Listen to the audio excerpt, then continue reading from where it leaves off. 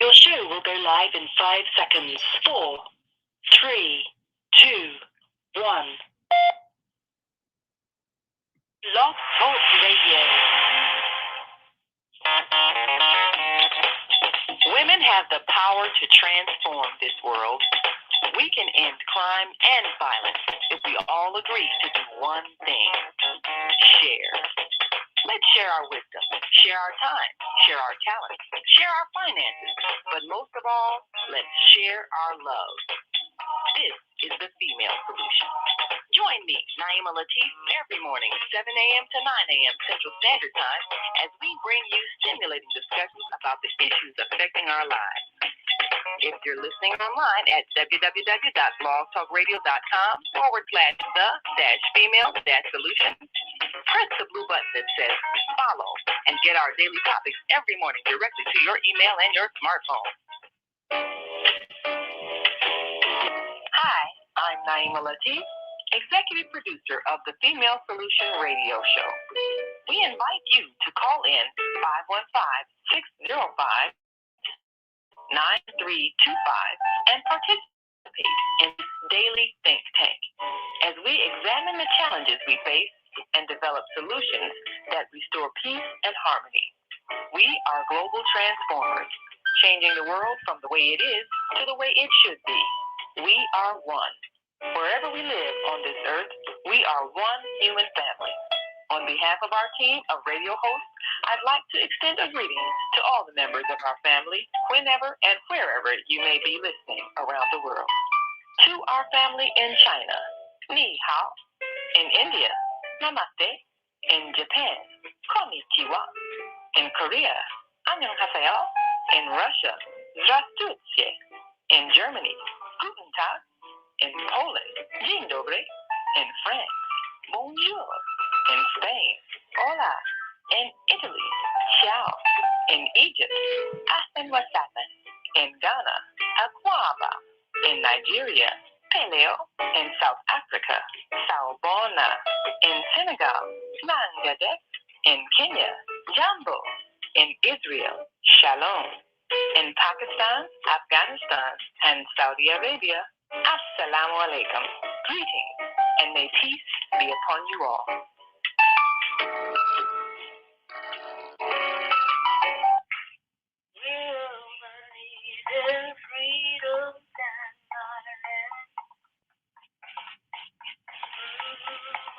You believe in freedom, cannot rest until it's gone. We believe in freedom, that's why if we talking to you, do you believe in freedom, and not freedom, until the kid of black men. Black mother song is as important as the music of white men. White mother song. Do you believe in freedom? All right. And we are live here with MAMADEE.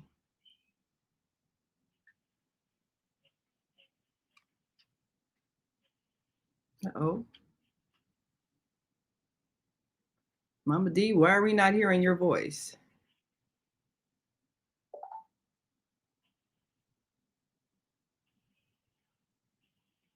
Uh-oh. MAMADEE, is the sound up on your computer?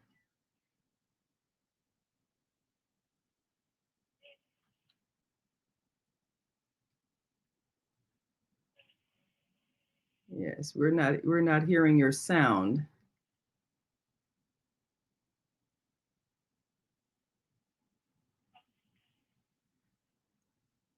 Well, let me take a quick break and we'll check that sound. We'll be right back. The Female Solution Global Radio TV Show invites you to an invigorating conversation with our team of hosts Monday through Friday, 7 a.m. to 9 a.m. Central Time. Start your week with Monday Morning Mindfulness with Zelda Speaks, Tuesdays, self-care with Jody Susan. Wednesdays, repairing broken families with Naima Latif and co-host Kareem Hamid. Thursdays, soulful solutions with Dr. Now is my mic and Fridays, unmuted. health and well-being with Beata. Saturdays, tune in 12 noon to 2 p.m. Central Time. First Saturday, success strategies with Jana. Second Saturday, Wendy Williams Esquire on relationships. Third Saturday, move around with Deborah. And fourth Saturday, wisdom with MAMADEE. Join us Sundays, 7 p.m. to 9 p.m. Central Time for Soul Purpose Healing with Beata. Call in and comment 515-605-9325. Press 1 to speak to the host and be a part of the solution.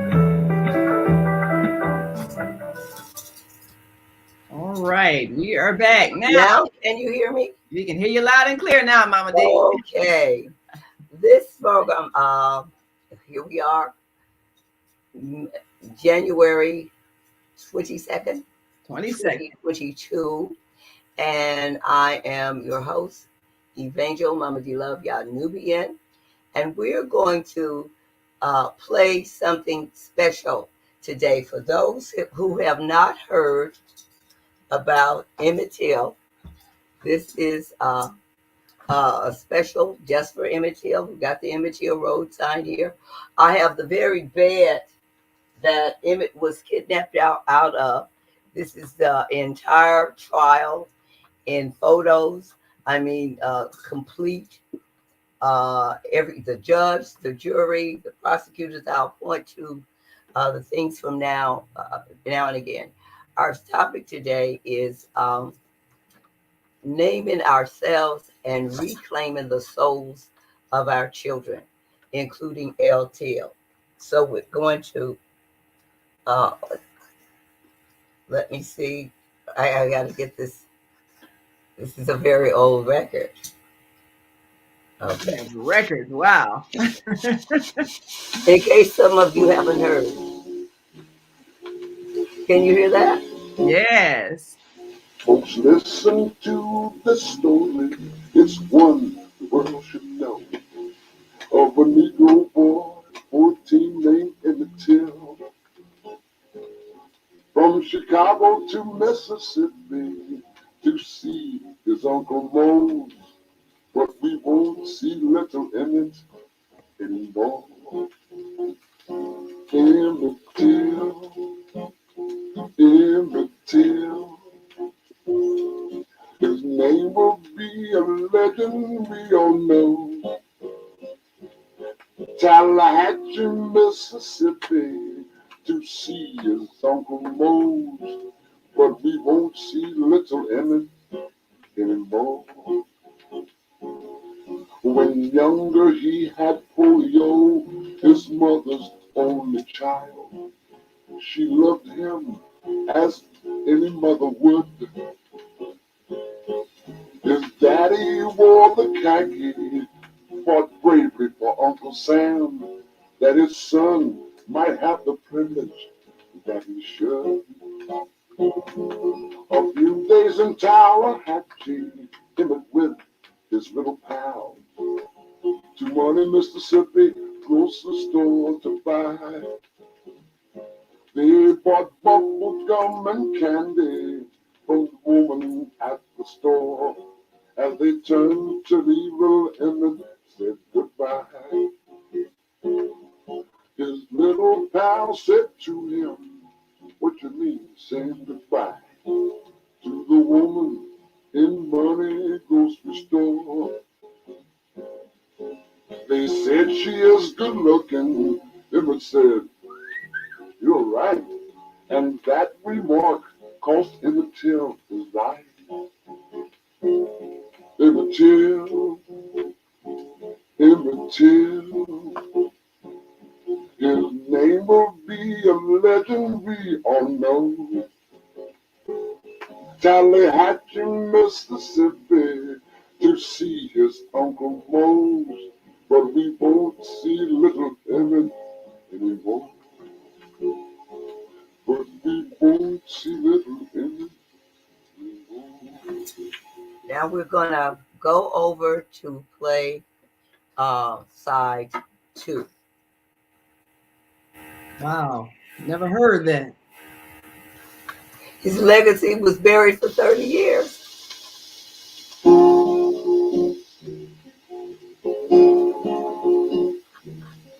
Was on the following Sunday, they say about 2 a.m. Two bad men came and knocked at Moses' door. They said to Uncle Mose, we've come to take the boy. He whistled at that woman and he was gone. He was taken to a stable, beaten, shot right through the head. All one could hear were blows and Emmett's cries.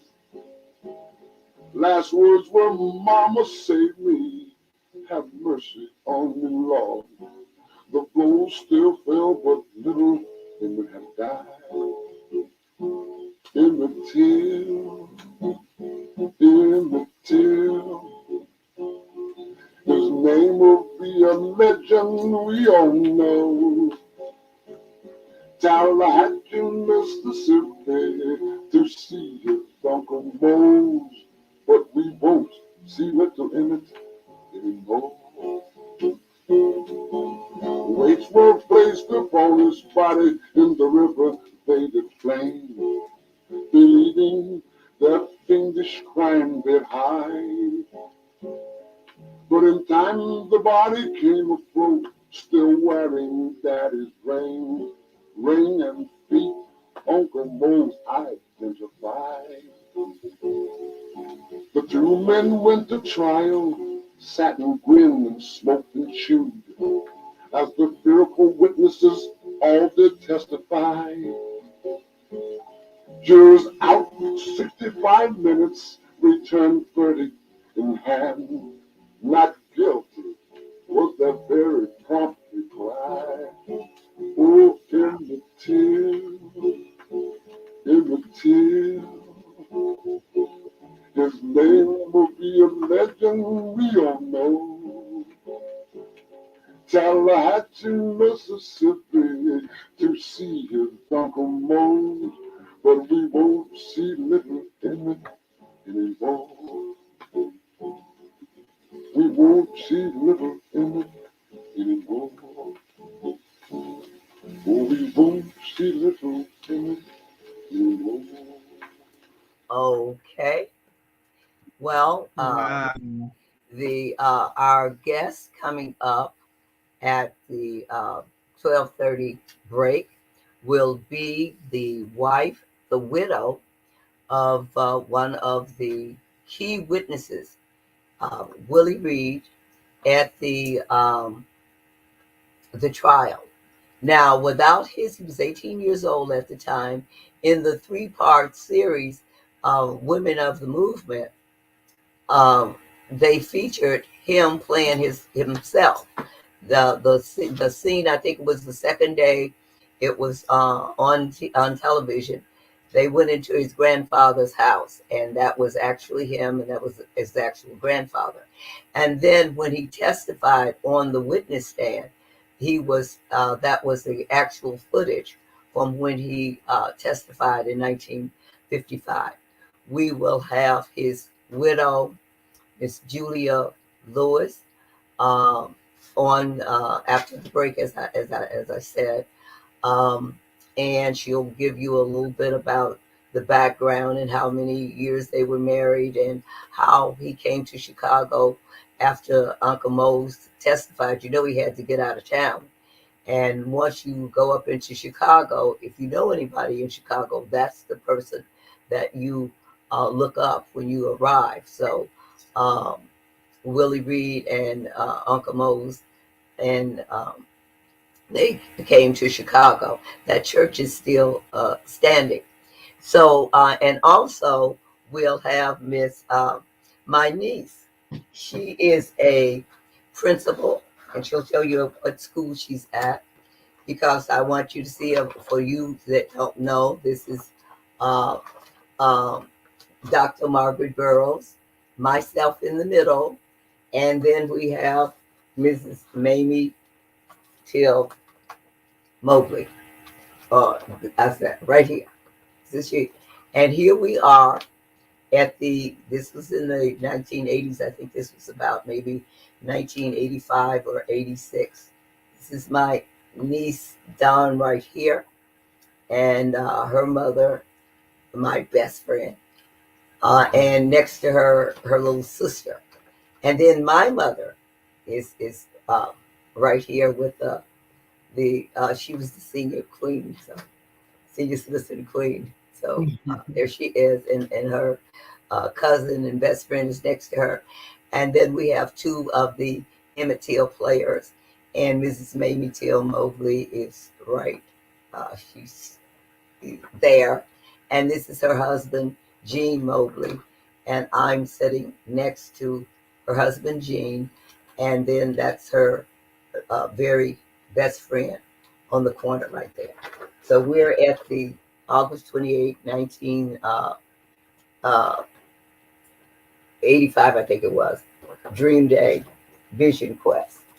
And now, Mama D, we want to make sure those who are listening online who want to see what you just showed, you can go to Facebook and go to the Female Solution Facebook page, or you can go to the Female Solution YouTube channel. We are live right now, and you can see all these powerful visuals that Mama D is showing. Again, just go to Facebook.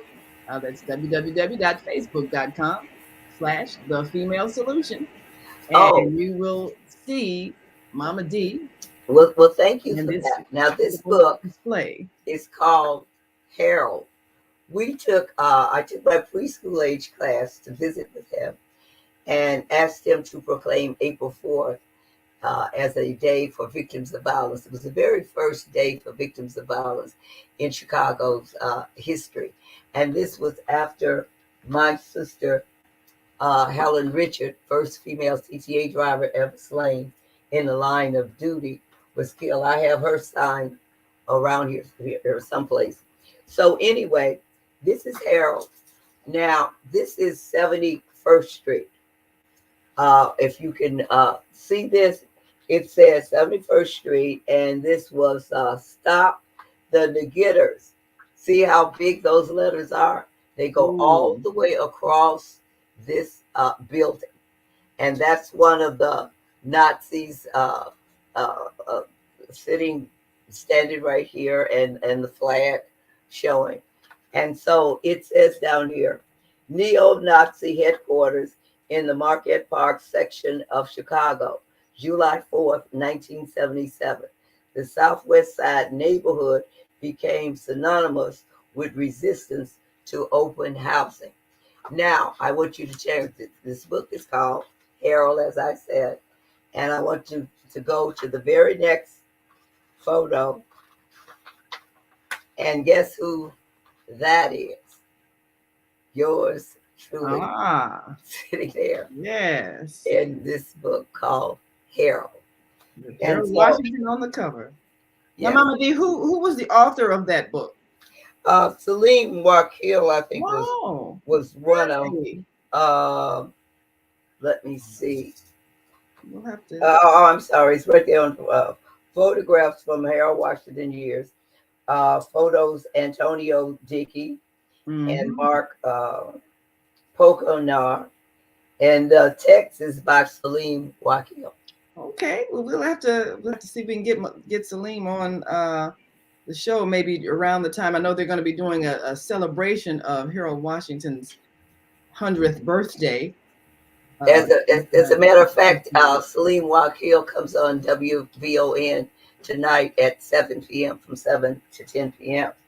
I want to, because I wrote the ordinance for Emmett Till Road after I conceived the idea, because they did not live on 71st Street, but I wanted to connect Dr. Martin Luther King Jr. and Emmett Till. August 28, 1955, out of the nightmare of Till came the August 28, 1963 dream of Emancipation Dream March on Washington that prompted the passage of the Civil Rights Bill of 64 and the Voting Rights Bill of 1965. So this is the actual ordinance that I drafted. Now, Alderman Lawrence Bloom was an alderman from Stony Island to Lakeshore Drive, but he would not go in with the other 5 aldermen from Kidsey to Stony Island. So after the first part of Emmett Till Road was passed, then he came in and added his ward onto the 5 other wards, and that's why his name is up here. And all the other aldermen, Alderman Lorinda Troutman, Alderman Sawyer, not Sawyer, but Streeter, and the other, I'm not going to go through all of them right now, but they were all on here. But once he amended it and added his 1 ward, all of those 5 aldermen, their names disappear. And well, this is what happens when you're an attorney, and he knew the significance of that. So when you get a copy of this, if you got a certified copy, you would see Lawrence Bloom's name on it, and you would not see the 5 Black aldermen that he refused to support those colleagues. So anyway, that's interesting. MAMADEE, we've got a question. We got, of course, greetings from Sheila Stamps, who says Grand Rising, and also we've got Debbie Green, Dr. Debbie, saying greetings, Queens. And we have a question from Sheila Stamps, wants to know, where can I buy the book, she asked. So do you have any locations where that book is sold? Well, I'm sure it's in all of the libraries, but you can, you can get a copy of it from the public library. It's in the public library, but in most bookstores, I'm sure you can still buy it. But I'd also check Underground Books as well on 87th near Stony. Underground Books. We've had Yoel on the show before, so I say check there. Yeah. I'm pretty sure he will have it. But I wanted to read my actual words that I used when I. It was really something. His legacy had been buried for 30 years, and didn't anybody want to resurrect it? I have a photograph over there I'll point to later of Rosa Parks, myself, Mrs. Mamie T. Mobley, and I'm holding this up at the street dedication. It took 3.5 years because I really couldn't get any support from any of the major organizations because his legacy was buried for 30 years. And if you notice in the movie, you see Mrs. Mamie T. Mobley in the 50s, and then the next time you see her, she's a senior citizen. Those were the 30 years that was buried, and the naming of the street resurrected his legacy that had been buried for 30 years. I haven't put out that book yet to tell you why I chose 71st Street and all the little background whole story things that in private conversations that she and I had about Emmett. But anyway, it says, whereas the August 28, 1955 nightmare kidnap lynching of 14-year-old Emmett Lewis Till, a Chicagoan, gave birth to the modern American civil rights renaissance of the 1960s, when 600,000 viewed his remains in Chicago and focused worldwide attention on the injustice blight caused by governmental racism against citizens of African origin. And whereas Global Committee commemorating King Days annually commemorates Emmett Till on August 28, Dream Day, which paid homage to the August 28, 1963 I Have a Dream March on Washington, led by Reverend Dr. Martin Luther King Jr., that prompted the passage of the Civil Rights Bill of 1964 and the Voting Rights Bill of 1965, which was held on the 8th anniversary of the Till incident. And whereas Emmett Till was mentioned in the I Have a Dream speech, providing evidence that out of the nightmare of Till came the dream of King, earning him a place in history and a suitable, permanent, and lasting memorial to his legacy be established to symbolize the sacrifices of all the children of the movement ages 11 to 17 that lost their lives during the civil rights renaissance of the 1960s. And whereas A.A. Rayner's funeral home, which handled the body of Till, is located on 71st Street, And as 71st Street was the street in which Reverend Dr. Martin Luther King was stoned marching for open housing in Chicago, renaming 71st Street will provide a suitable, permanent, and lasting memorial. And whereas naming a street after a child is unprecedented, by honoring a child, we honor what is best in ourselves. We honor all the children of future generations and people of the world who have made sacrifices for human rights, justice, and peace. And whereas the City Council of the City of Chicago has previously given 71st Street from 3200 West at South Kidsey to 1600 East at Stony Howland the honorary name of Emmett Till Road, now, therefore, be it ordained by the City Council of the City of Chicago, Section 1, the name of 71st Street running from 1600 East on Stony Island Avenue to South Lakeshore Drive be given the honorary name of Emmett Till Road. And the Commissioner of Streets and Sanitation is authorized and directed to place the proper signs bearing the name of set forth in Section 1 along said street. And this ordinance shall take effect upon its passage. It was an ordinance. It was not a resolution.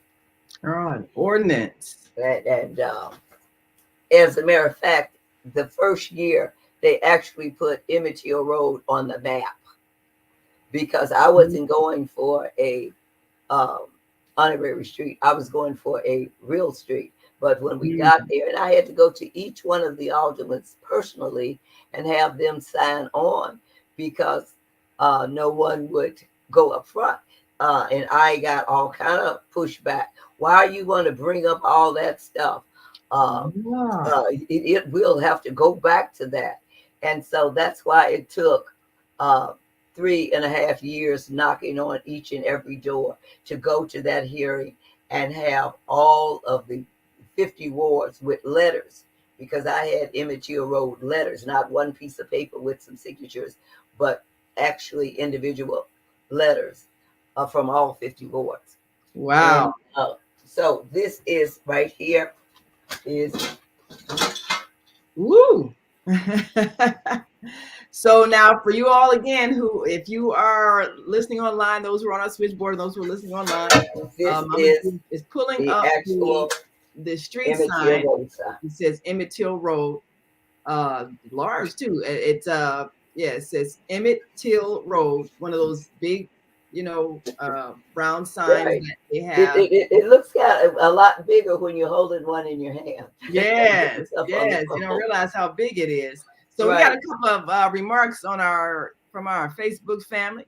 Beata Robinson, who of course is our Friday and Sunday host, says, "Great day, shalom, Queens, and shalom to you, peace and blessing to Beata." And Sheila Stamp says, "Thank you for the information on the book." And Dr. Debbie Green says, "This is vital history. Thank you, MAMADEE." And this right here is the Emmett Till Memorial Bridge. Wow. Now, where is that located? Where is the Emmett Till Memorial Bridge? It goes right across the bridge, right across the Dan Ryan. It's a plaque there, and it says Emmett Till Memorial Bridge. And what is that on 71st Street also? That's on 71st Street, right across the Dan Ryan right there. Oh, okay. So like State Street, that area. Right, and that's where it is now. What happened? Andrew Holmes, that you see a lot on television when victims lose their lives, he was the assistant manager to, I think his name was State Representative Patterson, and he was his chief, his assistant staff person. So anyway, he had put in, was a new representative in Springfield, and he had put in for the Memorial Bridge, and they had turned him down. They said, "No, you are going to have to go through regular channels," because we were trying to get everything ready for Hands Across Emmett Till Road and the 50th anniversary at that time. So anyway, they turned him down. So he asked me, "MAMADEE, would you write it up?" I said, well, look, all you have to do is take the city street and put it with what you're talking about, and that's it. And he came back again. I guess about the fourth time he came back. He said, yeah, would you please write it up? So I wrote it up, and he called me up and he said, MAMADEE, I want you to be the first one to know it went through. Wow. So, and see, and also I put in the proposal down at Chicago Board of Education. That's a story within itself, how that came about. And for them to rename McCosh Elementary after Emmett Till. And so it is now Emmett Till Math and Science Academy. Wow. And that's a whole story. I hadn't planned on naming a street, naming a school after a child, but because of what experience I had with the two little girls on the bus, I was, yeah, that's a whole story by itself. Wow. So, but anyway, I put in the proposal, and that is how you got that school. So these are three lasting memorials: the bridge, the street, and the school. And I think that Emmett and I have a psychic connection. He made his transition on my 10th birthday. Wow. Was the day, August 28, 1955. His death date was my birthday. Yeah. So, and I think because I was a child and he was a child, that we just obviously we have a psychic connection. Absolutely. So well, it's time for break, and we've got a call on the line we're going to take. So 773-737. We'll come to you right after this quick break. And if you're listening, right, and we'll be back with the widow of Willie Reed. Okay, back in a moment, so stay with us.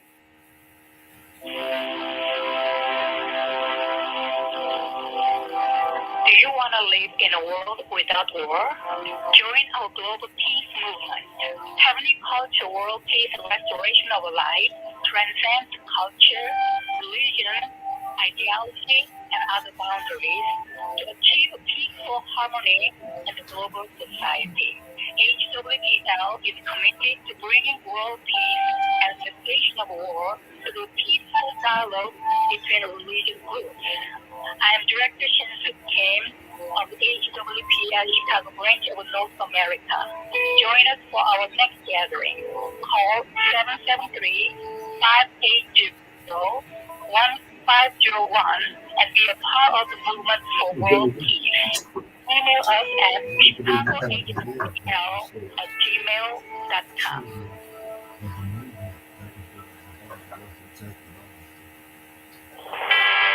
Are you constantly arguing with your spouse? Are your children acting out?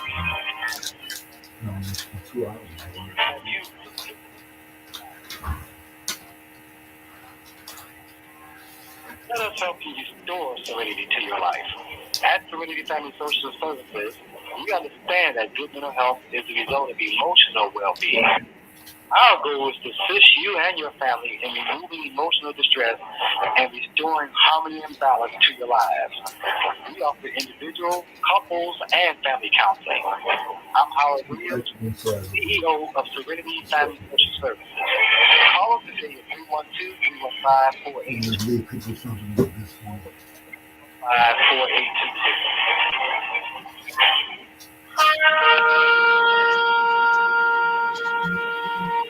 I'm Beata, your holistic life coach. These days, it's more important than ever to work on your physical, mental, emotional, and spiritual health. Are you consciously restful moments? Do you have a plan or daily routine to maintain balance in your awesome body? Are you struggling to be disciplined in your eating habits? When you partner with me,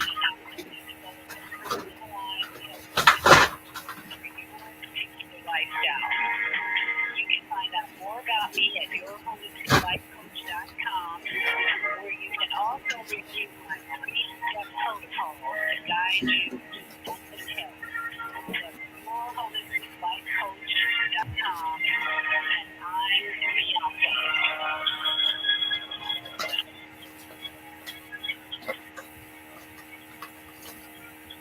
Oh man, God sent the monthly sun bill today. This sunlight is really expensive, especially during this season. I'll probably have to work overtime to pay it. Well, you better pay it on time. We don't want the sun to go out and we're sitting up here all day in the dark. Wouldn't it be terrible if God charged us for sunlight? Well, thank God, the light and heat from the sun is free. So why are we paying such high bills for the energy we use in our homes? Because we don't know how to use solar energy, the free energy from the sun. You can convert your regular home to a solar energy home and save tremendously on your electric bill. Take a look at your electric bill. Wouldn't you like to reduce or possibly even eliminate that cost altogether? Let one of our solar consultants show you how. Call today, 312-849-3456, and schedule a free consultation. That's 312-849-3456.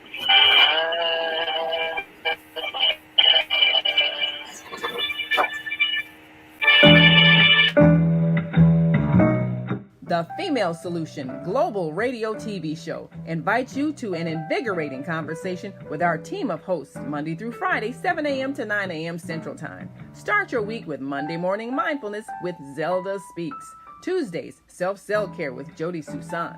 Wednesdays, Repairing Broken Families with Naima Latif and co-host Kareem Hamid. Thursdays, Soulful Solutions with Dr. Debbie Green. And Fridays, Health and Wellbeing with Beata. Saturdays, tune in 12 noon to 2 p.m. Central Time. First Saturday, Success Strategies with Jana. Second Saturday, Wendy Williams Esquire on relationships. Third Saturday, Move Around with Deborah. And fourth Saturday, Wisdom with MAMADEE. Join us Sundays, 7 p.m. to 9 p.m. Central Time for Soul Purpose Healing with Beata. Call in and comment 515-605-9325. Press 1 to speak to the host and be a part of the solution.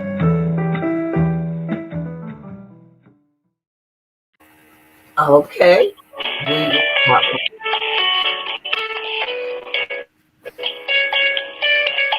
is Minister Cynthia Marie Williams, spiritual counselor and advisor.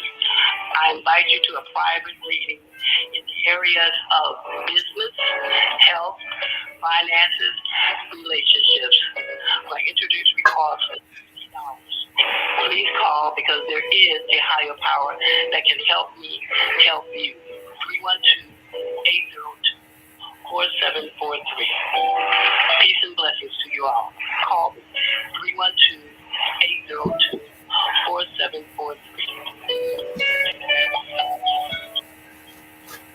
Okay, we are back. I didn't hear my theme song. We sort of skipped that. There you go.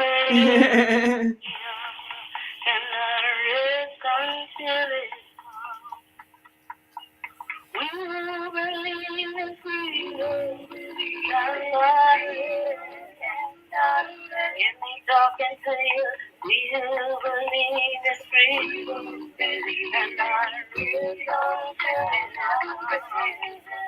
until the beauty of black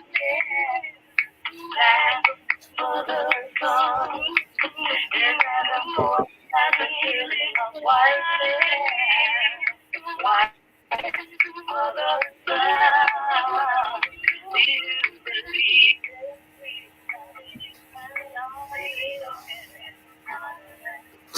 All right. Okay, are you there, Mrs. Julia? Okay, and let me open the mic. Area code 773-737. Yes. Am I on? You're on. Yes. You're on. Yes. Yes. Well, I'm Juliet Lewis. I'm Willie Reed Lewis's wife. I wanted to say a little about. We met in 1970. We married in 1976. It was 8 years before I really found out that Willie was a 17-year-old boy that testified at the Emmett Till trial. It bothered him so that he never talked about it, and I can understand, why he didn't talk about it. Because when he would talk about it, the tears would always come to his eyes. And he told me, how that during that day, that him and Miss Mandy was standing at the well in Money, Mississippi. He said that he saw J.W. Marlon and he saw two black men on the truck, and he said that J.W. and Marlon was in the truck. And he said that he knew the one man who was Two-Top. He always said it was Two-Top. He said, but he didn't know the other gentleman that Two-Top was holding down. So I guess that was Emmett Till. And he said that they got out the truck and they went into the barn. And he said that he heard hollering and he heard screaming. And he said it went on for a long time. And then it stopped. Wow. He said that J.W. Marlon came out to the well where him and Miss Mandy was and asked them that they heard anything. And he said that they were so scared. They said, no, we haven't heard anything. And then after that, he said, well, I hope you all didn't hear anything. So Willie said he went back to his grandfather's house to stay with his grandfather in Mississippi. And he said he told his grandfather told him, never say anything about it, never talk about it. Wow. Anybody ask you, never even say anything about it. But he said that bothered him, he really kept bothering him. He said that, and then one day he said, some people came, he was in the field. He said he was picking cotton. He said, and someone that came in was asking, was he Willie Lewis? And he said he was scared to say anything. He said, but then he went home and he told his grandfather, and his grandfather kept telling him, don't say anything. Don't be a part of it.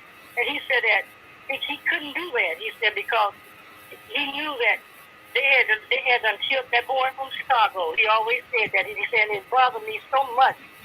But then one of the, he said, well, I don't know who it was, but he said that someone came to his house and told him, he said, if you testify, he said, we will protect you. He said, we're going to hide you at Dr. Howard's house, doing this until the trial.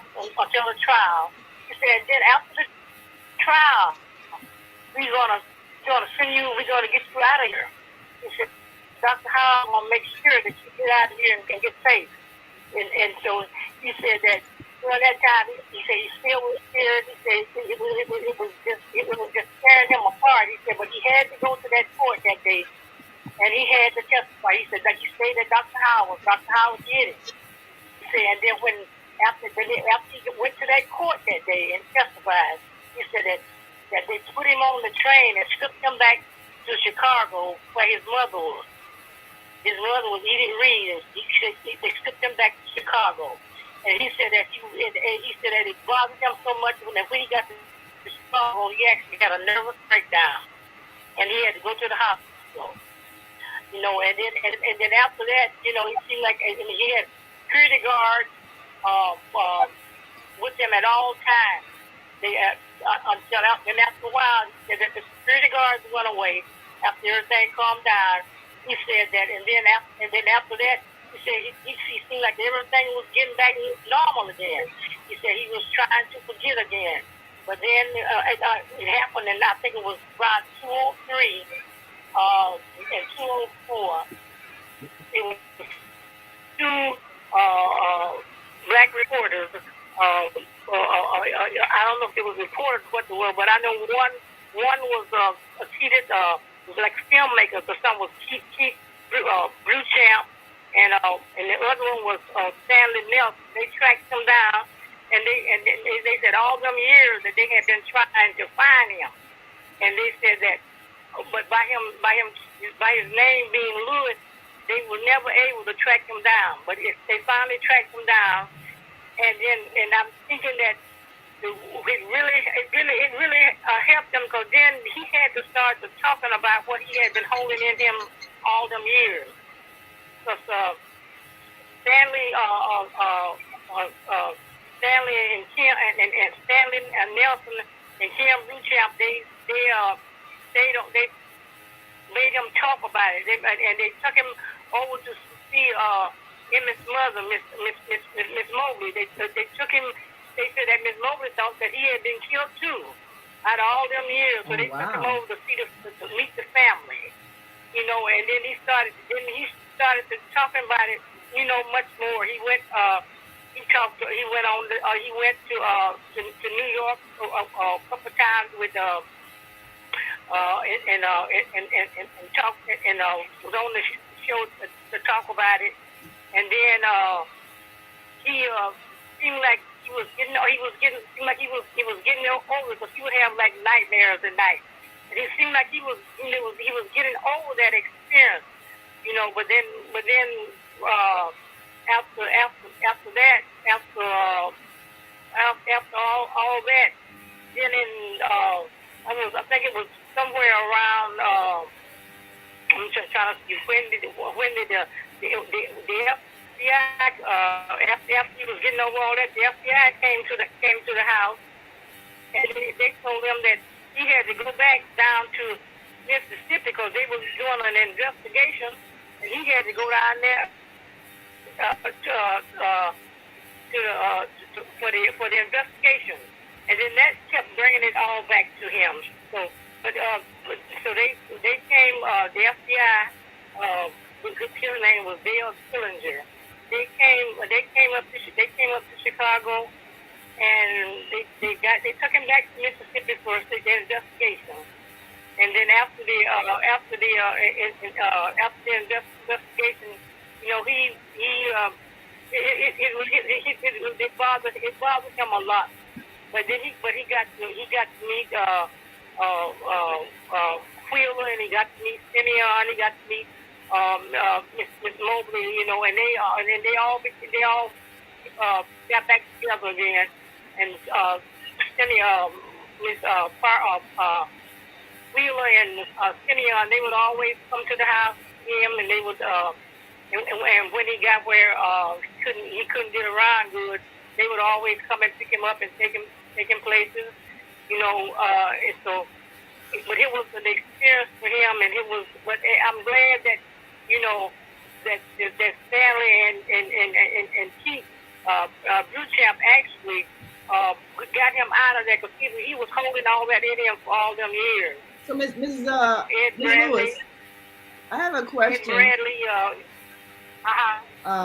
Ms. Lewis, and for those who just joined us, we're talking to Juliet Lewis, who's widow of Willie Reed, who was at age 18 when he testified at the trial of those who had murdered Emmett Till, which is a very scary thing. But I wanted to ask you, of course, he was 18 when he testified, and then he had to be, you know, smuggled out of town. How old were you all, and how old was he when you all got married? We got married in 1976.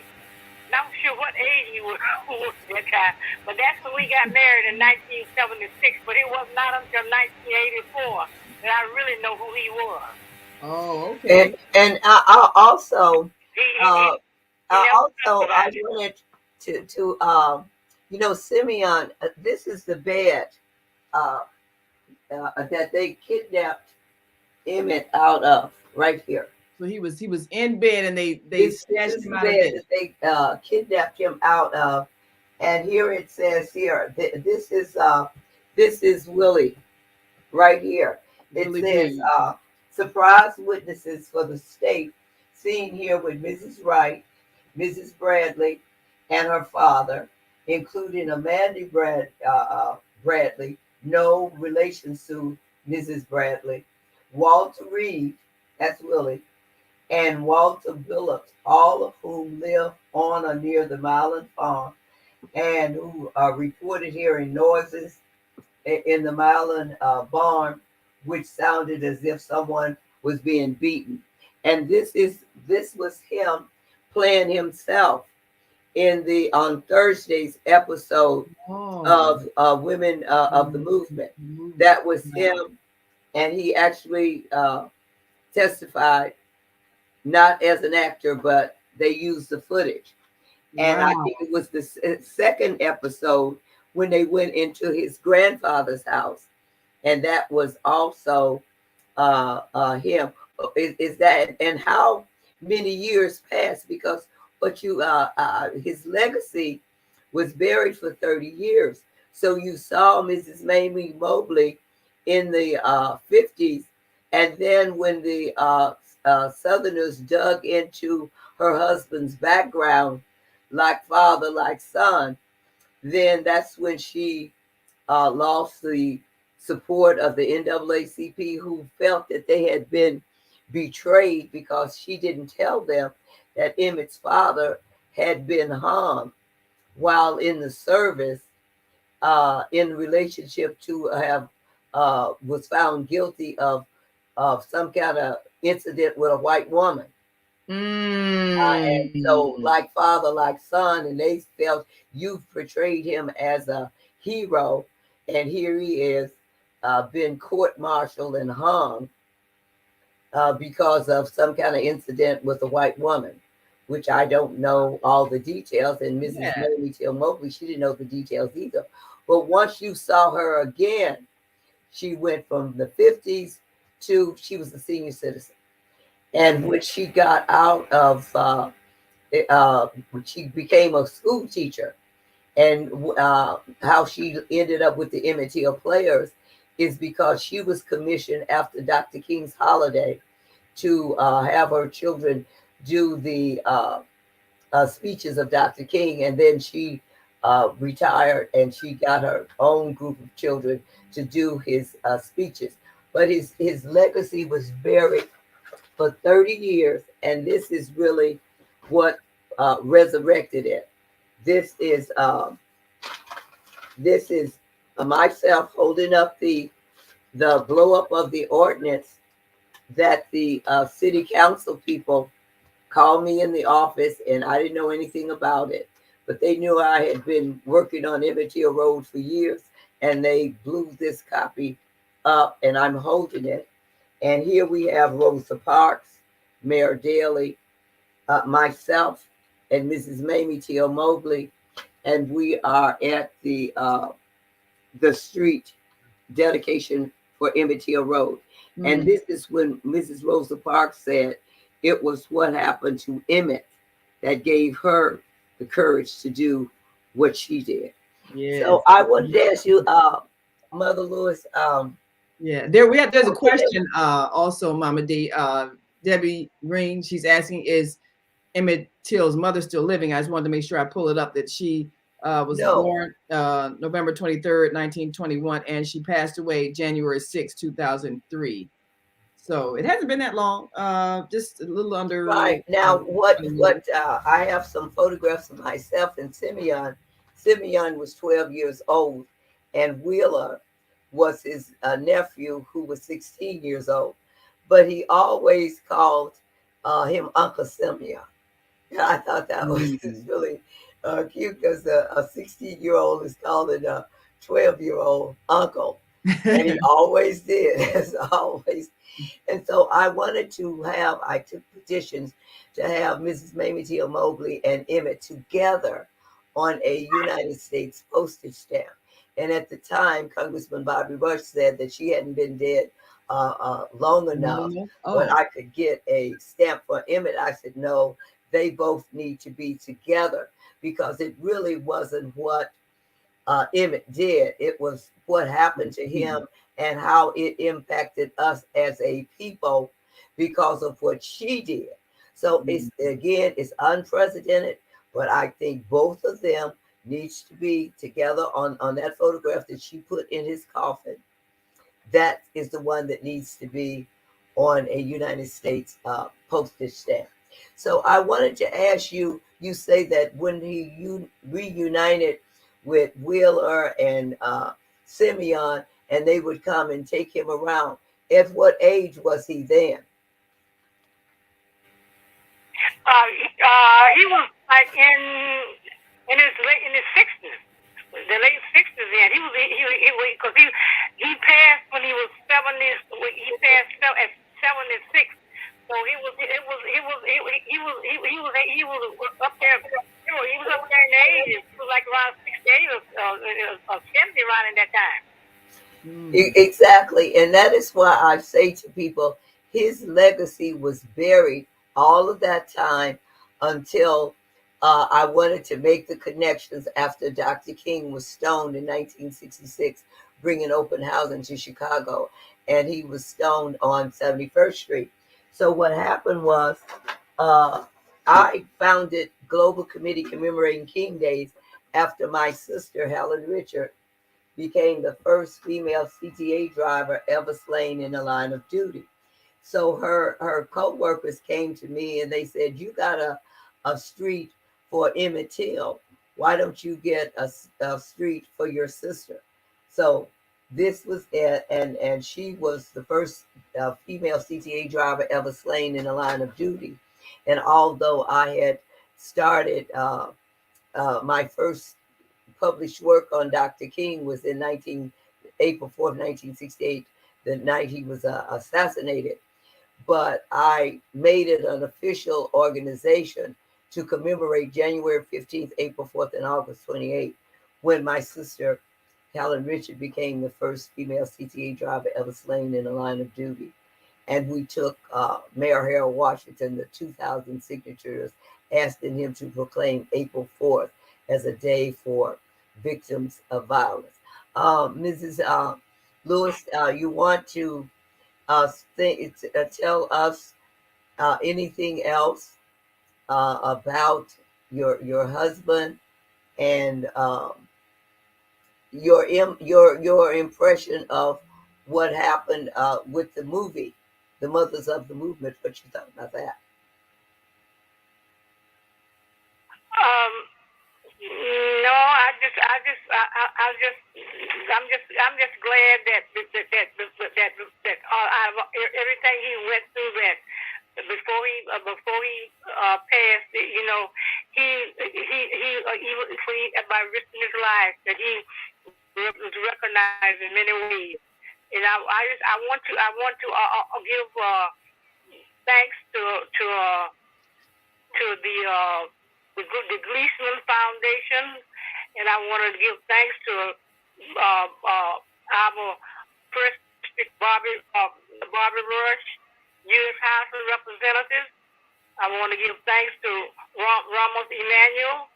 I want to give thanks to the Tallahatchie County Parks, Recreation, and Tourist Department, Kennedy M. Jones, the University of Alabama, David T.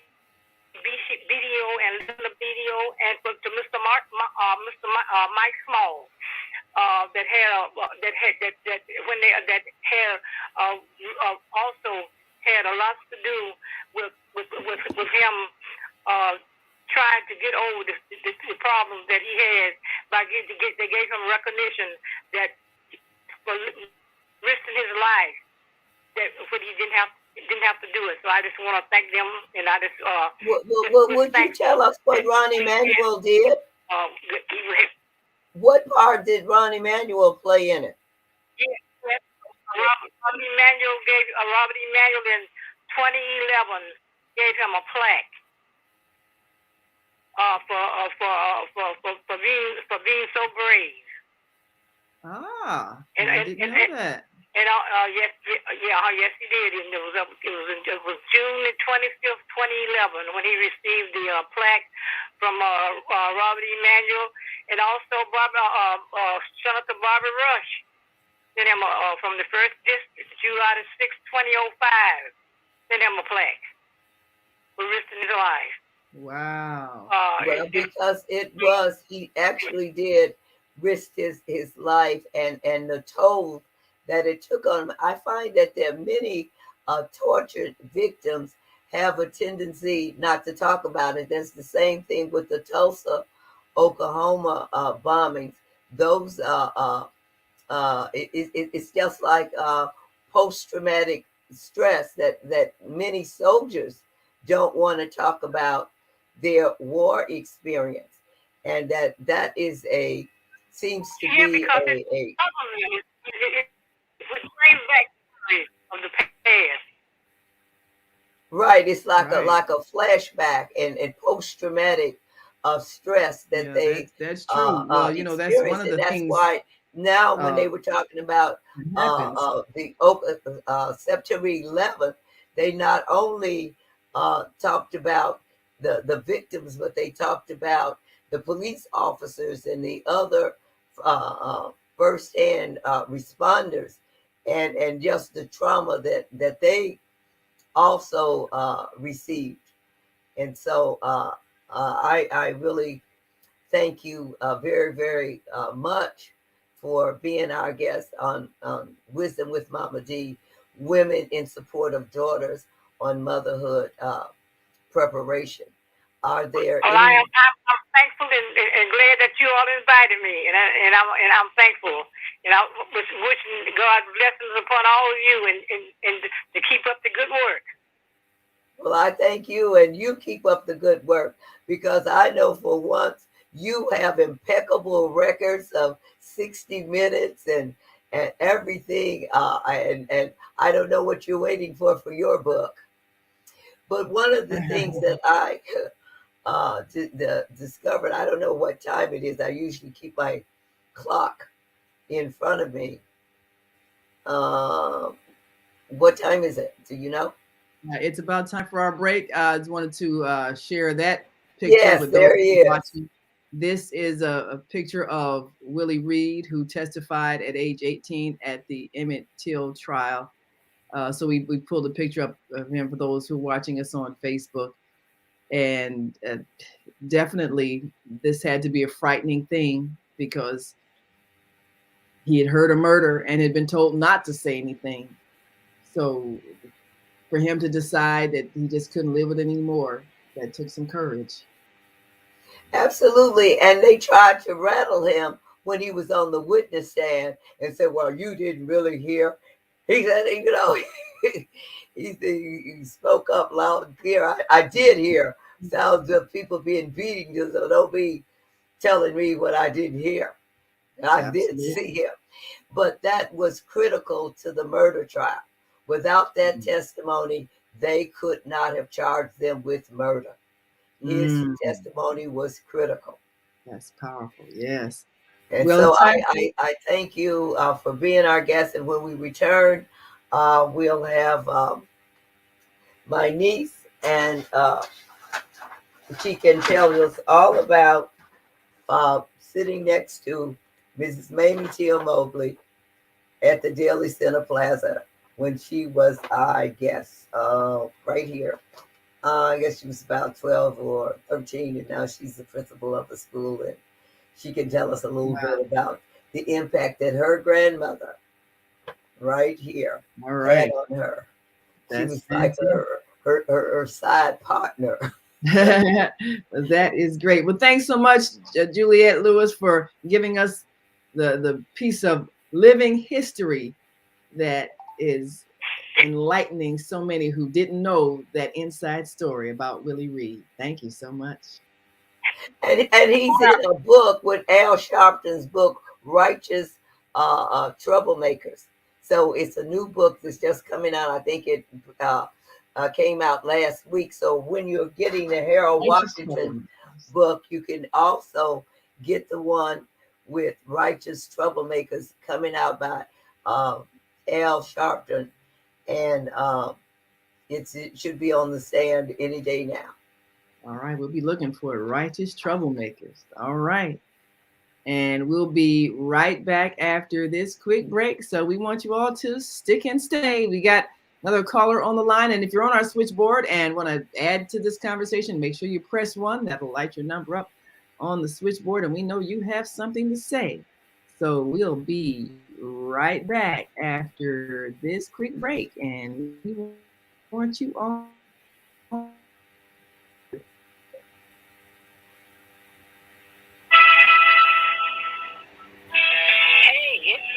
To take charge of your health. I'm Beata, your holistic life coach, and every Friday morning at 8 a.m.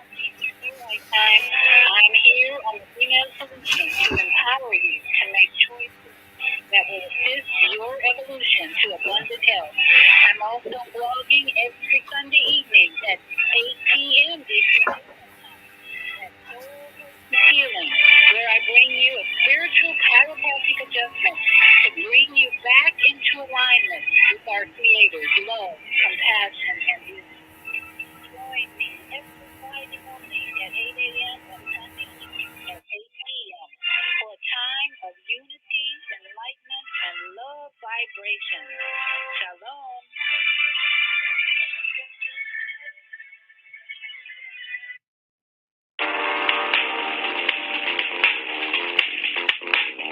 Monday morning a struggle to get out of bed into the swing of things? Well, don't worry, you are not alone.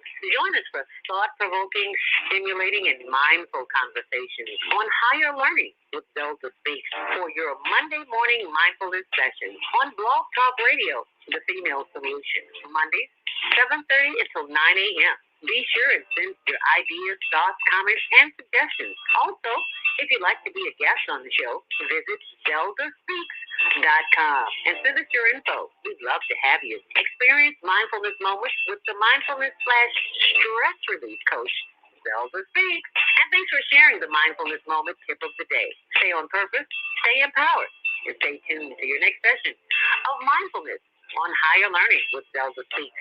Make it a mindful day. And thanks for listening.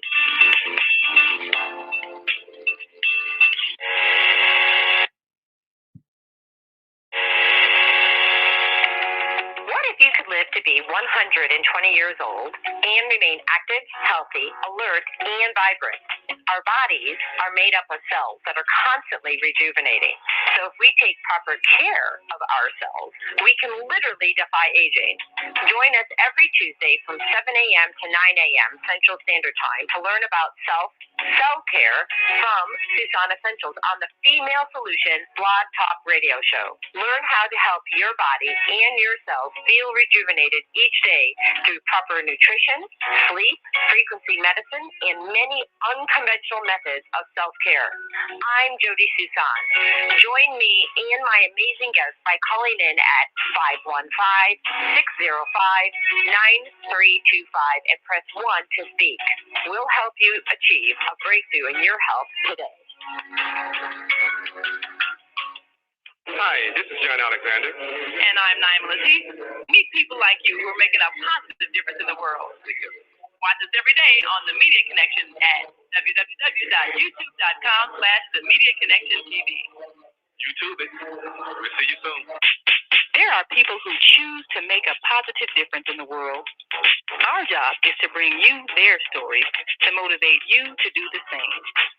Join us each week, host John Alexander and Naima Latif, as we bring you the educators, entertainers, elected officials, religious leaders, and community activists whose works are transforming this world. Find out how you can make a difference too. Be inspired. Watch The Media Connection. Mondays at 5 p.m. and Tuesdays at 12 noon on cable TV, Channel 19 in Chicago. And other cities, check your local cable listings. We're in freedom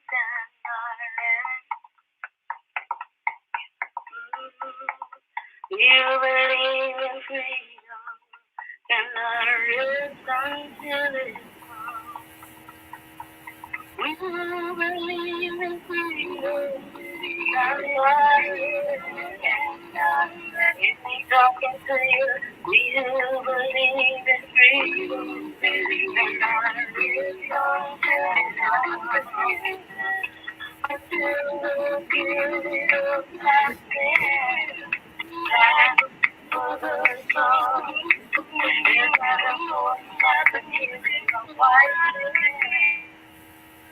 Okay, we are back, and you're listening to Wisdom with MAMADEE on our very special program about the legacy of Emmett Till and the key players in his murder trial, and in connection with the 3 series that they have done for Mothers of the Movement that has aired 3 consecutive Thursdays.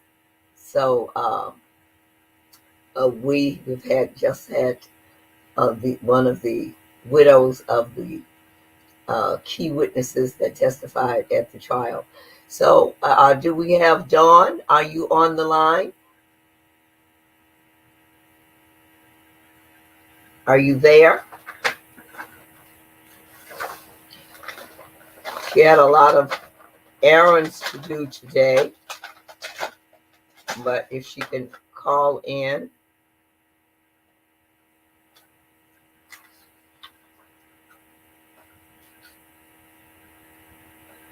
Well, if she's not on the line, I'm back. Is she on the line? If you're on the line, just push 1.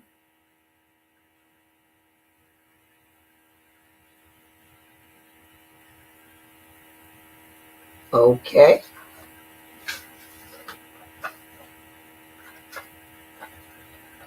Can you hear me?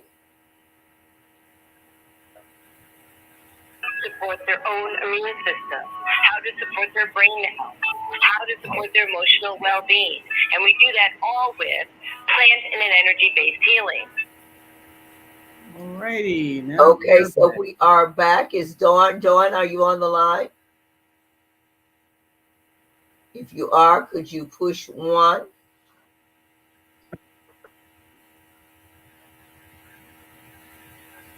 We have several She said numbers that. here, so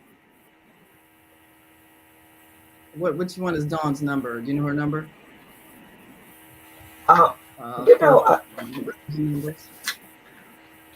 Offhand, let me see.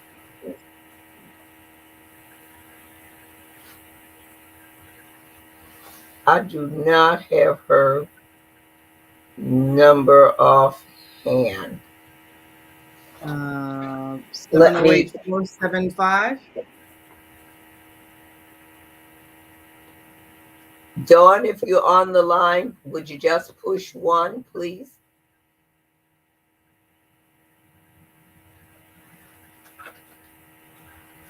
Okay. 312721.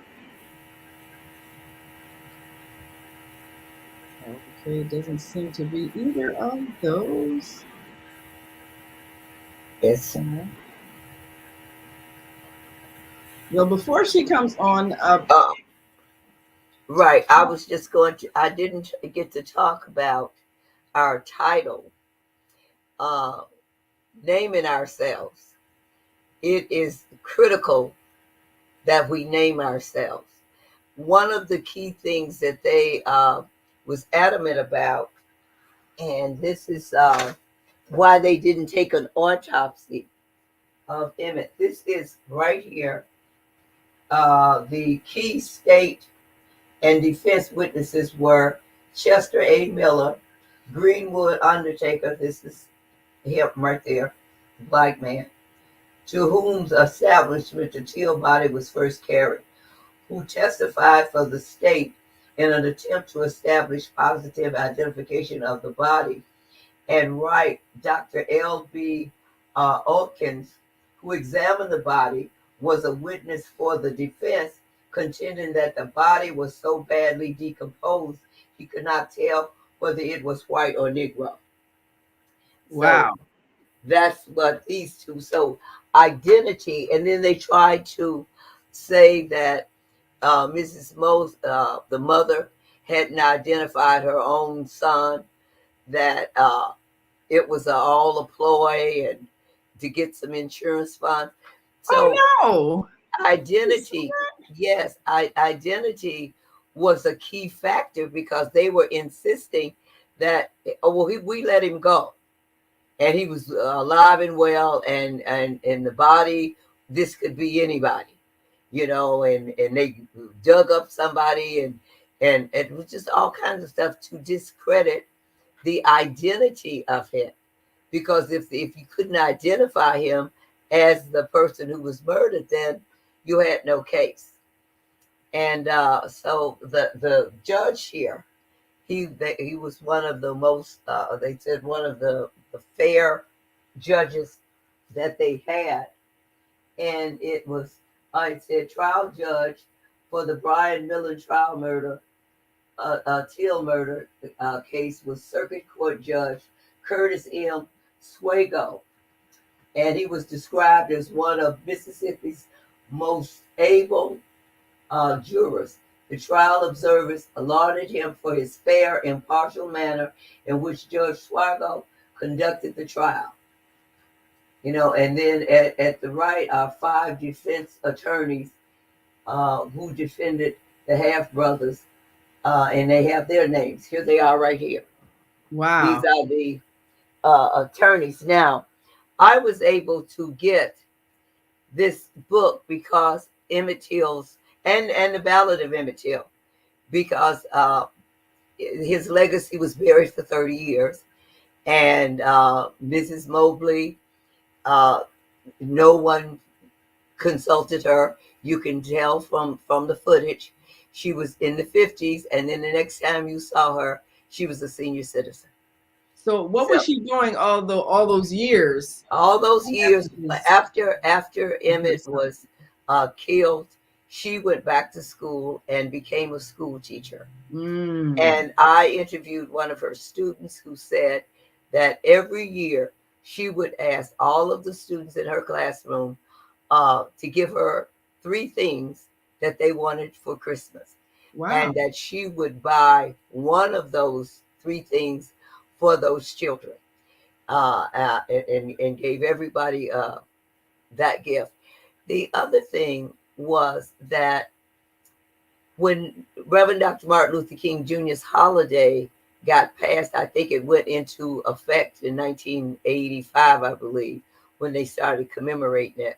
They had signed it into law, I think, before that, but they started commemorating it in 1985. And she was asked to do some speeches, have her class students do some speeches on Dr. King. So when she retired shortly after that, she formed the Emmett Till Players and got her own group of youngsters to do his speeches.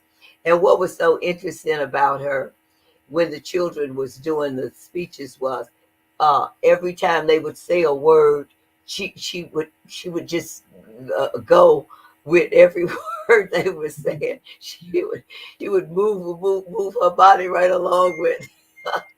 It was always really interesting to see her do that. I would just crack up because she would the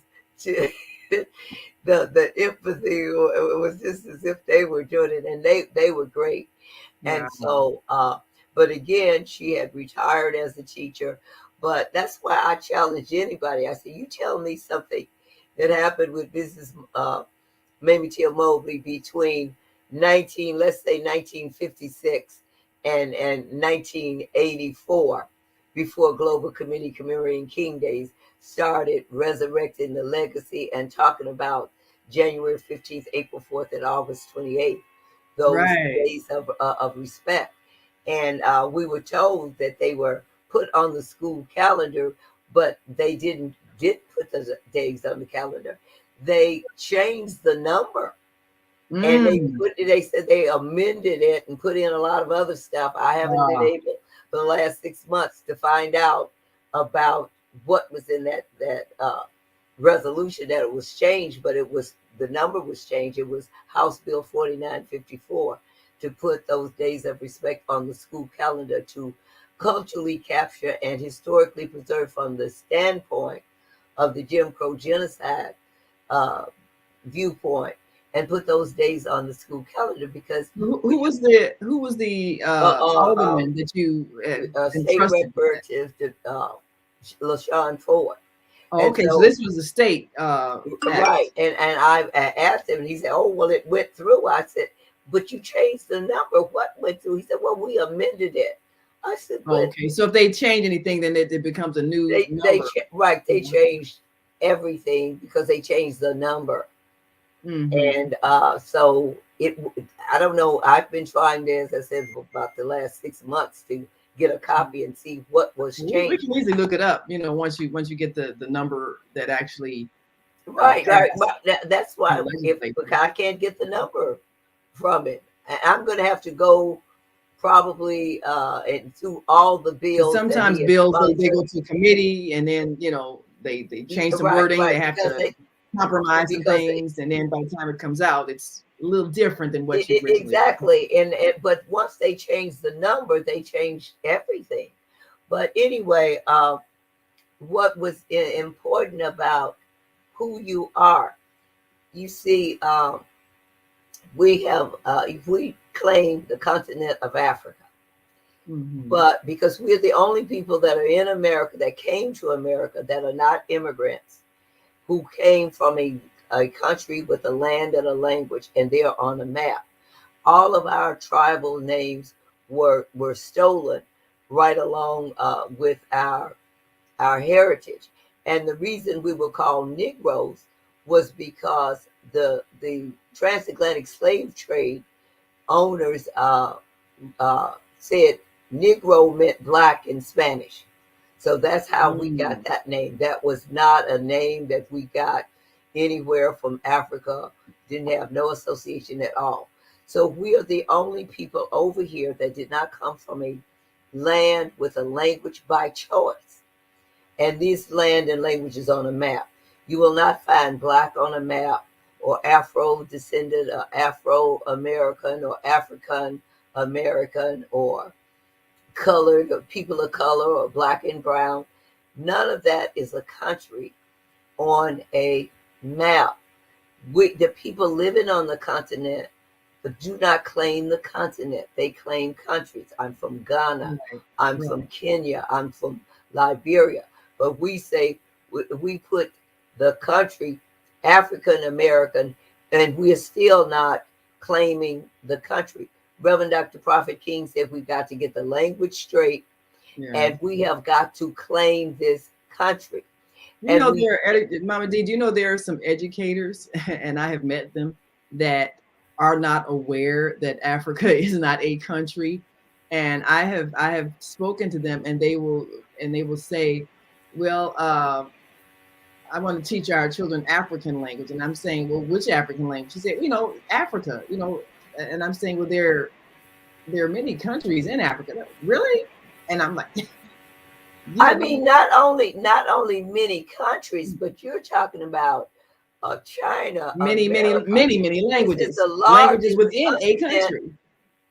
And the thing is that when they asked, I believe it was Tom Joyner, he interviewed Barack Obama, and they asked him, how does it feel to be the first black president?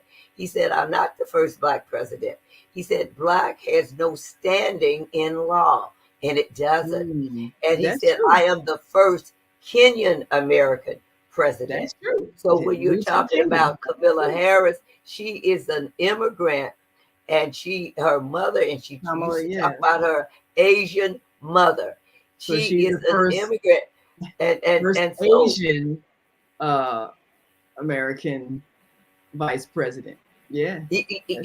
And so we have got to get the language straight.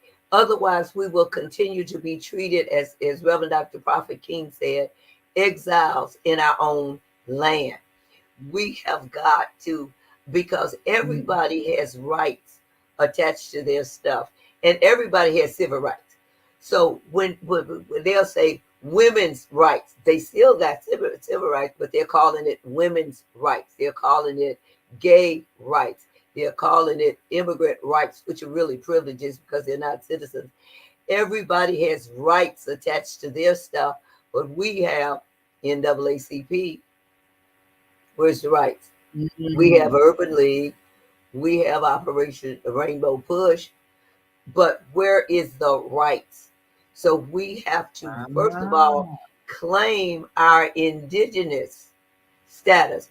Only the red man and the black man, the so-called savage and the slave, could be born in America and not be citizens in the land of their birth until the 14th Amendment said if you are born in America, you are a citizen. Otherwise, you must pass a naturalized citizenship test. And this test requires that you read, write, and speak English. Now, the John Lewis bill adds a category. They have removed creed. It always was no discrimination based on race, creed, and color. Well, they have taken out the word creed, and they have added a category called membership in a language minority group. And what this means is everything associated with the voting must be put in the language of the country that these people left behind. And the three groups that it's limited to are Asians, Latinos, and Native Americans. And so anything that's in order, and it nullifies the naturalized citizenship requirement. In order to vote and become a citizen, you must be a citizen in order to legally vote. And to be a citizen, if you're not born here, as I said before, you must be naturalized. And having statutory status does not make you a citizen. Being counted in the census does not make you a citizen. Having a visa or the passport does not make you a citizen. You must pass a naturalized citizenship test and be what they say proficient in English. But what this John Lewis Voters' Rights Advancement Act advances that you've got to put everything in the language of the people who came from another country. Now I got a question about that, MAMADEE, because I'm thinking of many friends that I have from many different African countries, as well as those who might come from Jamaica or South American countries, Haiti. But yes, those who are language, now I have not seen. I know we have they are not listed. That's the whole point. That is the whole point. Very large Nigerian limited. I haven't seen anything in Yoruba, and we got a big. This is what I'm saying. Nigerian population. This is what I'm saying. It is limited to these three groups of people. One of them, I remember having a discussion with Al Sharpton. He said, "Well, we're in it because of our race." I said, "But Asians are a race of people, but they are in the limited group of the people that are in the Black or African American group, the Nigerians, the Haitians, the Jamaicans. All of them have language issues like they did when they were in the Viaduct. They needed someone to translate their language because I think Haitian speaks French or whatever language it was. There was a language barrier. But these are not, nobody Black is included in those groups. It's limited to Asians, and the white people are not in the group either. But getting back to what I said, if you are born in America, if you are born in America, and you are 1619 came before 1776, you were here. That means you are indigenous. If you are in the country before it becomes a country, you are indigenous. This is why Richard Wright said native sons. So we are indigenous, Native American Africans. We must claim the country and not the continent. When you get your passport, it says America, USA. It doesn't say anything about a continent of Africa. And as I said, the people living on the continent do not claim the continent. They claim the country. And so we have got to get the language straight. Black and brown, people of color, and who doesn't have a color? That is so insulting. It's insulting. It's reverse segregation, because as a Jim Crow genocide survivor, I certainly didn't feel good about being frozen out of the human family because my skin color was Black. Little white children do not feel good about being frozen out of the human family because they don't have a color, you know. And so when you say, "Oh, people of color," well, what are they thinking? You know, don't they have their little hands up? You know, they say, "What about me?" How does elected officials get away with that kind of reverse segregation and just like, "Oh, we're just going to take this for granted. We are people of color and you're not." Well, MAMADEE, we got to take our last break. And do we have our other guest that's coming? Yes, Mrs. Sholani, Mrs. Carmen Day. We're going to be coming up. The comparison between her son and Emmett Till. And don't think I mentioned her earlier. See, I've been on such a Emmett Till road, but We'll be so, looking yes. for Miss Carmen Day, who's been a courageous mother, just like Mamie Till Mosley, and not allowing this to get swept under the rug, because they definitely wanted to pretend like this was a suicide, and it was absolutely impossible to have been. So we applaud her for her courage. We're going to take our last break, and we'll be right back. And if you're listening online and want to join this conversation, give us a call, 515-605-9325, and press 1. If you're on our switchboard and want to join this conversation, press 1. That'll light your number up on the switchboard. We know you have something to say. And if you're watching us on Facebook, feel free to write in your comments, and we will share them with our listening and viewing audience.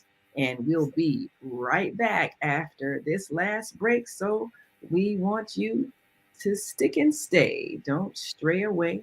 We'll be back in a moment with more wisdom from MAMADEE, and you're listening to and watching the Female Solution Global Radio TV show.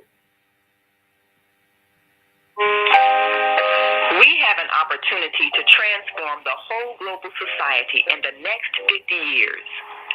50 years from now, the earth will be populated by a new generation of adults, many of whom are yet unborn. Our mission is to nurture them in childhood with love, guidance, and protection, and to raise them in healthy, happy families. If we impart values of compassion, generosity, and respect for fellow human beings in the next generation of children, they will create a world where people can live together in peace. This is our goal. Be a part of the transformation. Get your copy of the book, The Female Solution. Go to www.naimalatif.com. That's www.naimalatif.com.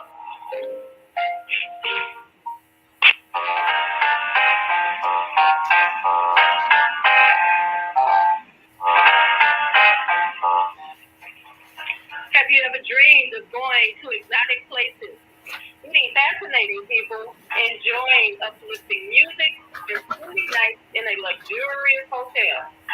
Do you look forward to a relaxing vacation where you can walk along the beach or sit in a quiet park and enjoy the sunset or sunrise? Whether you're flying around the world or driving across the country, we will share travel tips that will help you stay safe while you enjoy the journey. Join me every third Saturday of the month, 12 noon to 2 p.m. Central Standard Time, and move around with Deborah here on the Female Solution Show. Call in and comment 515-605-9325 and press 1 to speak.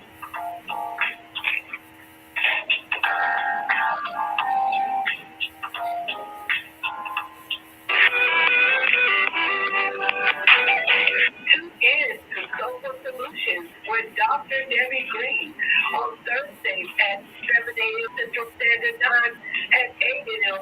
Eastern Standard Time to hear great topics and stories on grief and turn it into victory.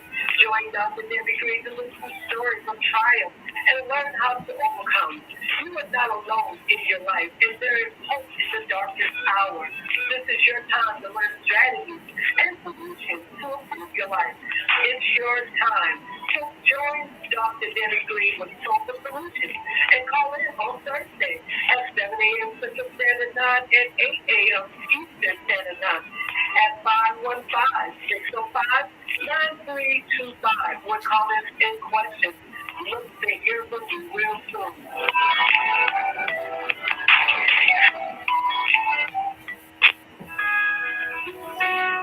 Hi, I'm Jody Tucson Essentials. I started Tucson Essentials in 2015 because of a personal health journey. I was over-medicated and put on 19 different medications. And yes, I reversed all my chronic diseases using plant and energy-based healing.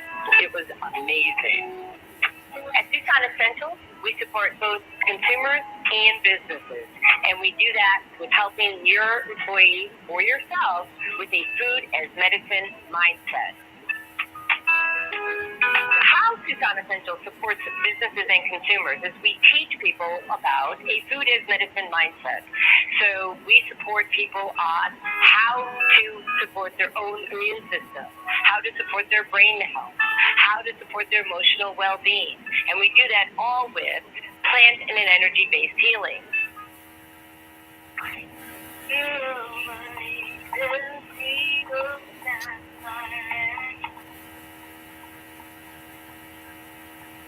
You believe in freedom, and I until it's you believe in freedom, that's why it's me talking to you. You believe in freedom, and I really don't care. I feel the beauty of black.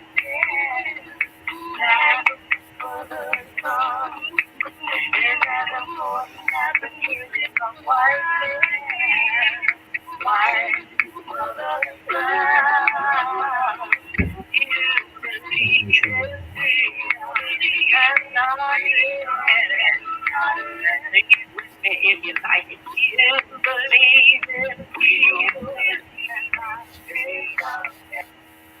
in Ms. L, we are back. You're watching Wisdom with MAMADEE. This is our last segment. Mrs. Carmen Bolden Day, are you there? Press 1 if you're on our switchboard. I don't believe she's joined 217. And she hasn't joined us yet. Did she get the Yes, link? she did. Okay. She confirmed. So it's Well, in the meantime, we've got a caller on the line. We'll bring in area code 312-671. Introduce yourself to the listening audience and give us your comments. Well, in ya shalom. Shalom. Yes. Assalamu alaikum. Yes. Thank God for the female solution. Can you hear me? Wow, yes. We hear you loud and clear. Yes, we do. This is Minister Funk, Robert Floyd Cole Funk. Yeah, your phone is going in and out. I don't know if there's a way you can fix the audio. It's kind of going in and out a bit. It's breaking up. Yeah, just a bit. Change my position. Can you hear me better now? Yeah, you're better now. Yes. Okay, I was at the funeral with Emmett Till. Wow. On August 1958. And also, I want to say that I was with Dr. King in Washington, D.C. on August 28, 1963. And the struggle, the movement, and coalition continues. And that's MAMADEE's birthday. And also, the bassist of Emmett Till was Tom Senior's mother, Miss Alvina Hampton. And I want to let you know, we want you all to be our special guests.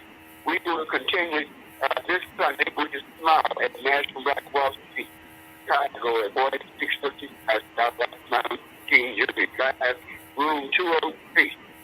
4:30, be my guest. We're going to be sharing success. For more information, go to www.thehairwashingtonfoundation.net. Minister Plum, could you share with us what it was like to be 10 years old and at the Emmett Till's funeral? Tell me, could you share that experience? Because you had to be 10 years old then. And so what was it like? Yes, I'm 76 now. So I was 10 years old when I was at the funeral. Even my family, my father and my mother, I asked them if I could go to the funeral, and they told me no. So I became a revolutionary at the time. That was, a rebellious child, as they call. However, I've seen people crying. I've seen people, that's the worst body in my whole life that I've ever seen in my whole life. And it sticks with me now, MAMADEE. It sticks with me now because, I'm from Mississippi too. And Pastor Larry Jordan, we got a picture. There's no without something to you. That's one of the things that happened to me when we were doing the Emmett Till Road and doing the programs at the South Shore Culture Center on August 28th. A young person came up, and he was a senior citizen. He came up. He said that he had nightmares from his childhood all the way to when he was a grown person, and he still had those nightmares. He said because he snuck in. His parents told him not to go, and he was a revolutionary too. It seems to me that a lot of the children in Chicago became revolutionaries and snuck in.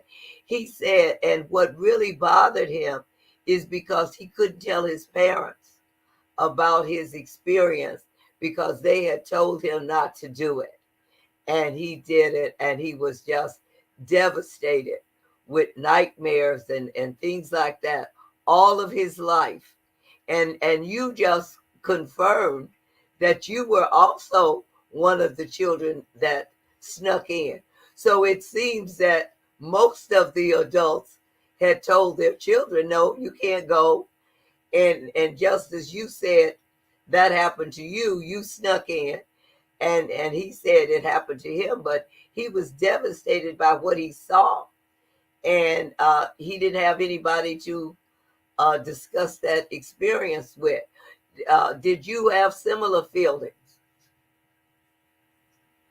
I would say yes, Mama D, no doubt. I even almost don't count, Pastor Thornton, Mary and L. Thornton, who ordained you as well as myself, and we got his picture on a picture with Dr. Martin Luther King Jr.'s picture with the Honorable Elijah Muhammad and Dr. King, Muhammad Ali and Dr. King. There's no Dr. King without Malcolm X.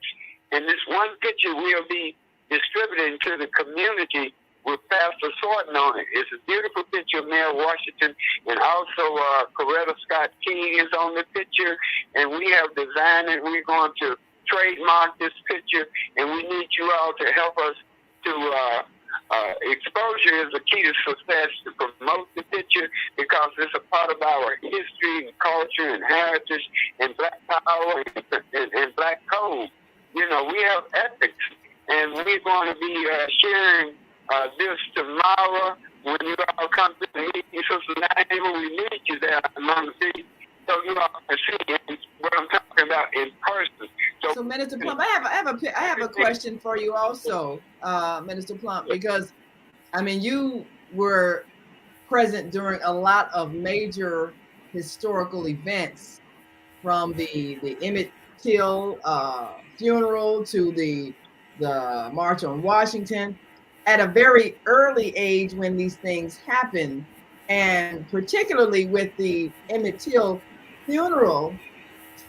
And the fact that this was so horrific, this image, how did that make you feel as a young man? I know when I spoke to my husband about that era, and he was saying that after that, nobody wanted to go south because, people used to send their children south for the summer. And after the killing of Emmett Till, nobody wanted to send their children south. No children wanted to go south. How did you feel about your safety as a young man after that experience of seeing the body of Emmett Till and knowing what happened?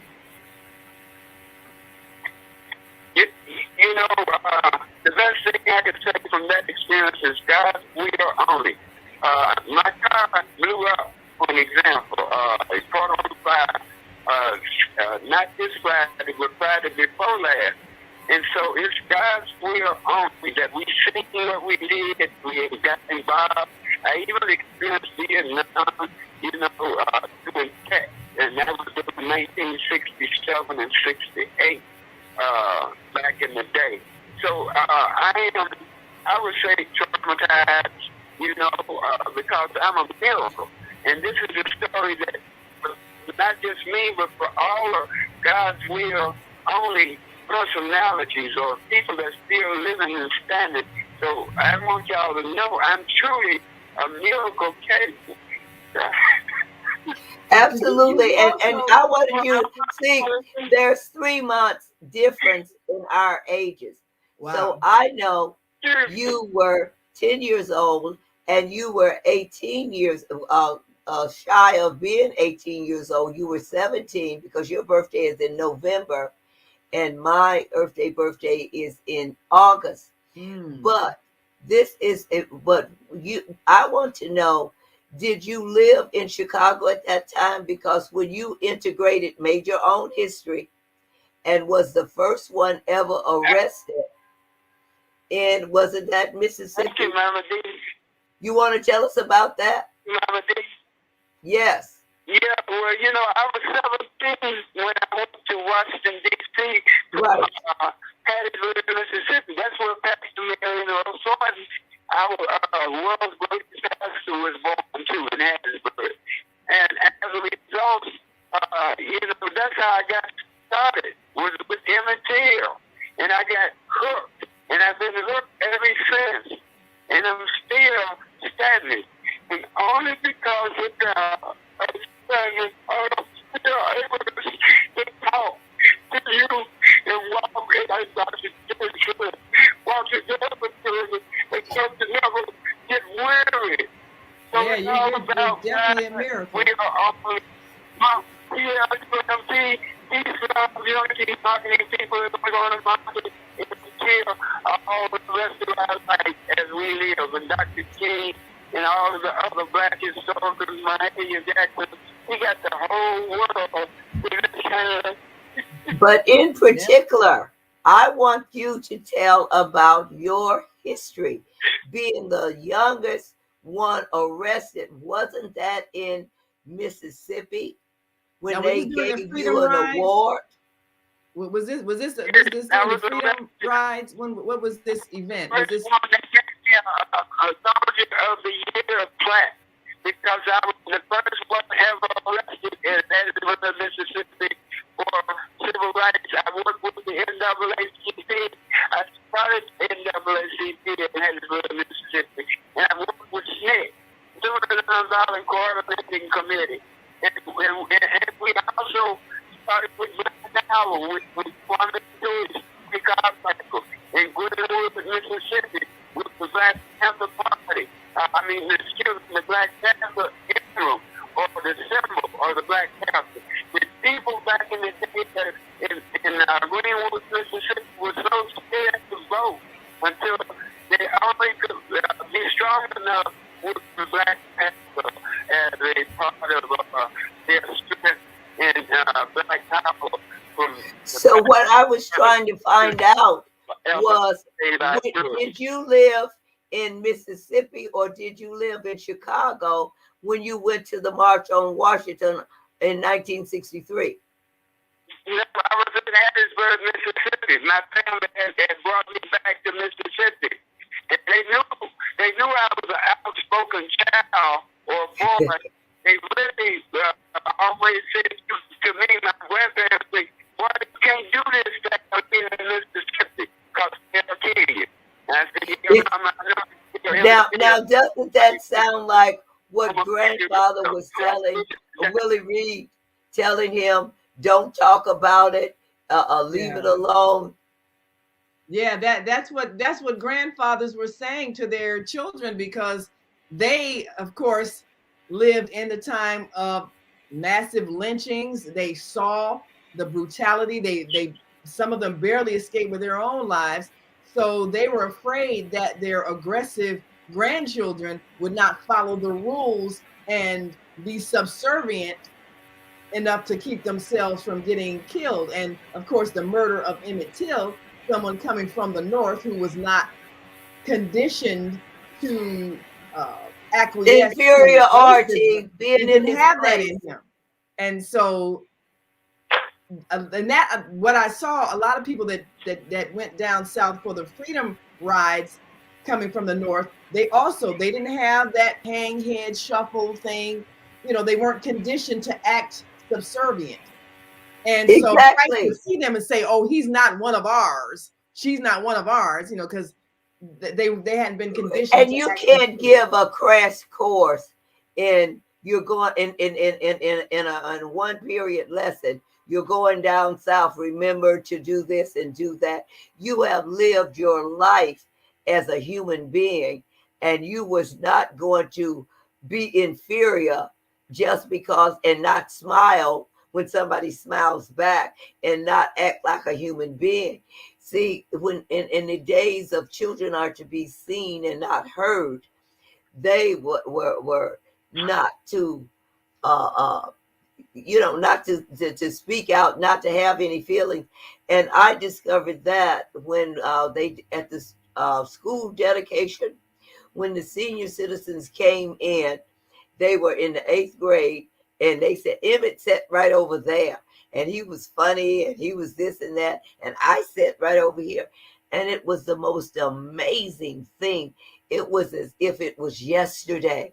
Wow. Those seniors knew where they sat and where everybody else sat, but they too had to keep it in, because children were to be seen and not heard, and definitely not show up at a funeral when you wasn't supposed to be there. See, these children didn't have a in your place mentality. Right. And it was just in their bones. The happenings is going on at that funeral, and I got my little bicycle and I got my little red wagon, and we gonna go. So and they wasn't really being. It was history making.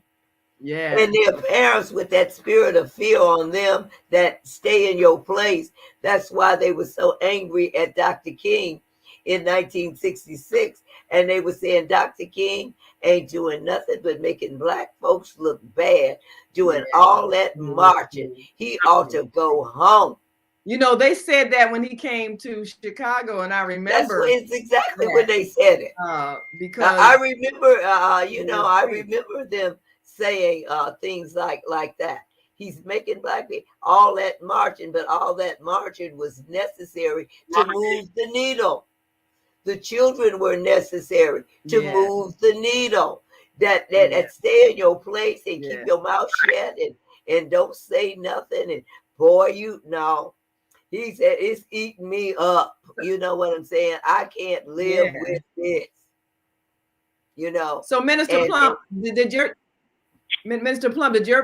your parents not let you talk about what you had seen? Was it one of those things where they were afraid if you talked about it that you would get hurt? How did they respond? Thank you again for asking, Sister Name. As a result of immaterial, I got hooked in the movement. And when I got down to Mississippi, because my mother was ill, my father, he was an alcoholic. But the bottom line is I got involved with the movement, right, as a student. Yes. Well, MAMADEE, I think your guest is here now. I sing all of the songs. The We Shall Overcome song, This Little Light of Mine. He got the whole world in his hands. I think all of the and that's a part of history, just knowing those songs. But we want to thank you, Minister Plum, for giving us your living history testimony. And we've got with us Carmen Day, mother of Jelani Day, who we've said is today's Emmett Till. Thank you so much for joining us today on the Female Solution, Wisdom with MAMADEE. Right. We just have a few moments. We tried to get you earlier. We don't know what the disconnect was, but you seen the Mamie Till Mothers of the Movement 3-part series on Channel 7 every Thursday night for the last week? No, ma'am. I haven't watched it. I watched it for about 20 minutes, and I didn't watch it anymore.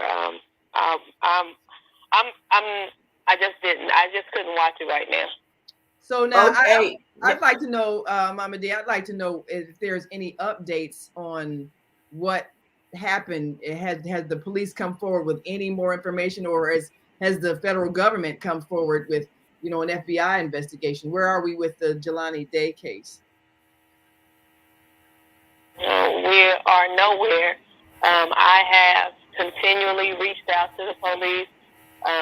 Just on yesterday, She told me she had no update, but I went back over some things that she had told me that they were working on and wanted to know what those updates were on those things, because since October 27th, they've issued subpoenas, they've issued search warrants, so they say, and they say that the FBI is working with them, so they say. But when I asked for a point of contact for the FBI, when I asked for information concerning the subpoenas and search warrants that were issued back in October, what are the results of those? I was told to contact the FBI, but they don't give me a point of contact. They don't give me any information. They don't give me anything. So I have no answers. I have no updates. So now I know that Attorney Benjamin Crump is taking the case. Does he have a staff that can do investigations? What is he able to do at this point? He does have a staff. We are discussing what our next move will be. Isn't the violation of civil rights, the Justice Department, different from the FBI, or are they the same? Say that again, MAMADEE. The Justice Department for the violation of civil rights, and the FBI for the state line and stuff like that. How do they connect and how do they differ? These investigations. I guess are they all different entities? Have they been, like, you've got the FBI and then you've got the Justice Department. Are they working together or are they working at all? As far as you know. As far as I know, they're not working at all. I've had Representative Russ has reached out to the Department of Justice, wrote a letter. I've appealed to the FBI. I've appealed to the Illinois Attorneys General, and everything has been to no avail. Nobody is saying anything. Nobody is coming forward and helping me with anything. Well, you know how long it took in the other cases to for instance, we saw those 3 convictions, but look at how long it took for them to get the Justice Department to do anything. So stay encouraged, and just as the other mothers, that's one thing. You can never give up on your child. And we who believe in freedom, we just cannot rest until it's done. And there's just too much evidence that smells. One of these things is not like the other one. You know that you don't find the car one place, find the clothes another place, find the wallet. You know what I'm saying? Absolutely. And do you think that reaching out to somebody like Kanye West's wife would do some good? If you could make a contact with somebody important and famous like that? MAMADEE, I don't care if they're famous, if they're just an average Joe. If they can help me find out what happened to my son, I am inviting whomever to help me. If somebody that does have a platform that can assist me and they can hear me right now on your show, we are looking for individuals that can assist in helping us with us to find out what happened to Jelani. We're looking for individuals that can help us get the FBI to take lead in this case. I'm looking for assistance in any way to find out what happened to my son and why he's no longer here. And I want the people the perpetrators who have done this to him to be held accountable. All right. Well, we're about to go off on Blog Talk, and we thank you for coming on, Mrs. Carmen Day. And we put the call out there. There's a witness somewhere who knows what happened, just like in the Emmett Till situation. Someone heard something. Someone saw something. And we want you to That's right. And be encouraged. as the other mothers of the movement have had to find strength that they didn't probably know that they had in order to get justice for their child, and what happened. That's all we want to know. That's right. And So you're not alone. thank you, and thanks for everybody for listening to our special show today. And remember, we believe in freedom. We cannot rest until it's done. So thank you for watching Wisdom with MAMADEE.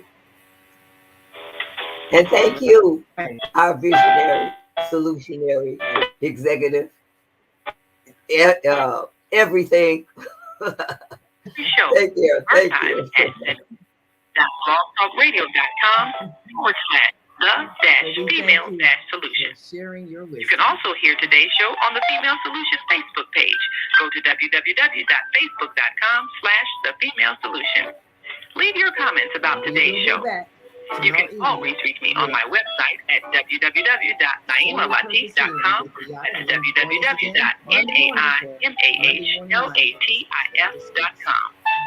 Watch our TV shows, listen to our radio shows, order our books, and be sure to get your copy of the book, The Female Solution.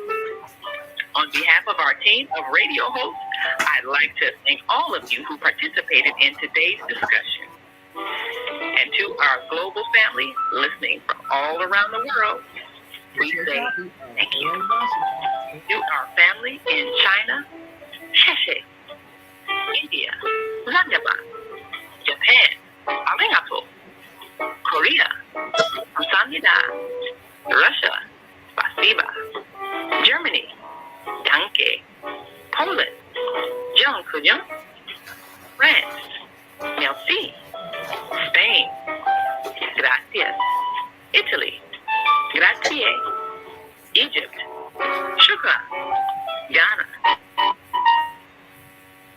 Asi, Nigeria, South Africa, Gabonga, Senegal, Genet, Kenya, Asante, Israel, Toda, Pakistan, Shukriya, Afghanistan, Tashakur, Saudi Arabia, Shukran.